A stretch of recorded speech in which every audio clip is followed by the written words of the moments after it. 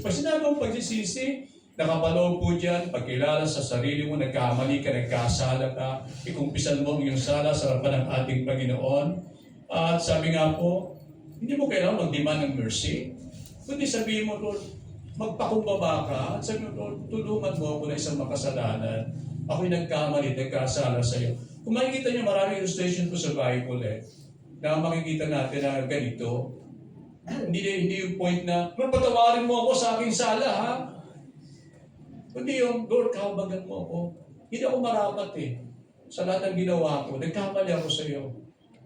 Yung puso na nagpapakababa po sa harapan ng ating Panginoong Diyos. At kapag ginawa naman po natin ito sabi po ng salita ng ating Panginoon, ikaw ay kanyang papatawarin, ikaw ay kanyang nilinisin, at gagawin kanyang karapat-dapat.